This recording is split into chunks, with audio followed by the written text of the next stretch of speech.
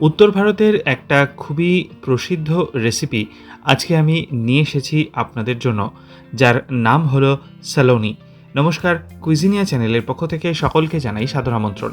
আমাদের সবার channel কুইজিনিয়াকে subscribe করে পাশে থাকা বেল বাটন আর অল আইকন প্রেস করে রাখলেই সব নতুন ভিডিও নোটিফিকেশন আপলোড হওয়া মাত্র আপনাদের কাছে পৌঁছে যাবে। দারুণ একটা রেসিপি, যেটা উত্তর ভারতে সালোনি নামে প্রসিদ্ধ। বানাতে সময় লাগে খুব কম, অথচ স্বাদে হয় ভরপুর। দেখে নেওয়া যাক আজকের এই টেস্টি সালোনির রেসিপিটি। এখানে আমরা 600 গ্রাম আলু নিয়েছিলাম।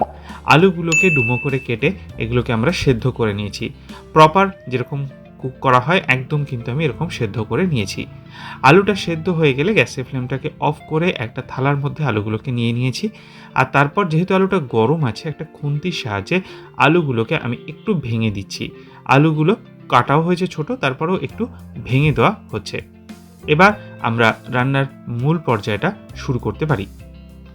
কড়াইতে আমরা এখানে নিয়ে নিয়েছি সর্ষের তেল। রান্নাটা অতি অবশ্যই সর্ষের তেলে করবেন। তেলটা গরম হলে ফোড়নে দিচ্ছি 1/4 টিস্পুন গোটা জিরে। গোটা জিরেটা ভালো মতো গরম হওয়ার জন্য অপেক্ষা করব। আর তারই আগে আমি বানিয়ে নিয়েছিলাম একটা পেস্ট।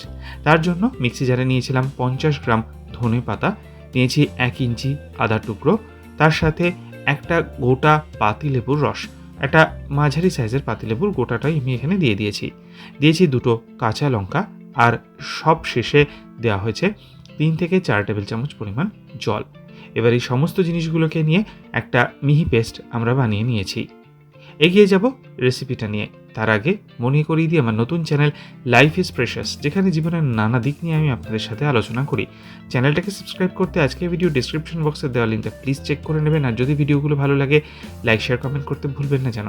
আসুন আবার ফিরে আসা যাক রেসিপিতে। এদিকে ফোড়নটা গরম হয়ে গেছে, আর তারপর যে পেস্টটা আমি বানিয়ে রেখেছিলাম ওটা পুরোটা দিয়ে দিলাম। দিয়ে মিনিট খানেক একটুখানি নাড়াচাড়া করে নেব, ফ্লেমটা মিডিয়াম টু হাই রাখা অবস্থায়।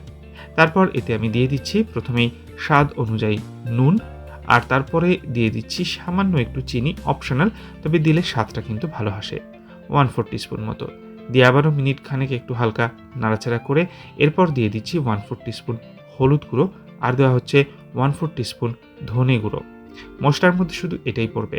দিয়ে আবারও মিনিট খানেক একটুখানি আমরা এটাকে কষিয়ে নিচ্ছি। এরপর এতে আমরা দিয়ে দিচ্ছি 1 কাপ পরিমাণ কড়াইশুঁটিটাকে দিয়ে আবারও মিনিট খানেক সময় নিয়ে মশলার সাথে ভালো মতো কষিয়ে নেওয়া হলো। তারপর মিক্সির বাটিটাকে ধুয়ে আমরা 200 মিলিলিটার পরিমাণ জল এখানে অ্যাড করছি। এবার এটাকে কুক করার পালা। হাই ফ্লেমে 4 থেকে 5 মিনিট এটাকে আমরা সেদ্ধ করব, যাতে মটরগুলো বা কড়াইশুঁটিগুলো ভালো মতো সেদ্ধ হয়ে যায়, আর গ্রেভিটাও যেন বেশ কিছুটা গাঢ় হয়ে যায়। 5 মিনিট মতো আমাদের কিন্তু এখানে হয়ে গেছে।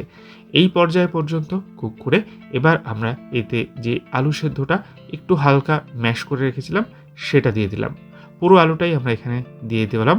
আর আলুটা দেওয়ার পরে আবারও মিনিট 2 মতো আমরা এটাকে মিডিয়াম ফ্লেমে একটু নাড়াচাড়া করে নেব, যাতে আলুর মধ্যে সমস্ত মশলা, কড়াইশুঁটি সব কিছু মিলেমিশে একটা দারুণ ফ্লেভার দেয়।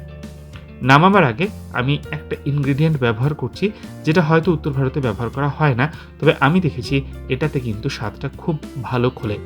1 টিস্পুন ঘি দিয়ে গ্যাসের ফ্লেমটা অফ করে ভালো করে নেড়ে চেড়ে মিশিয়ে নিলেই তৈরি হয়ে গেল দারুণ সুস্বাদু সালোনি।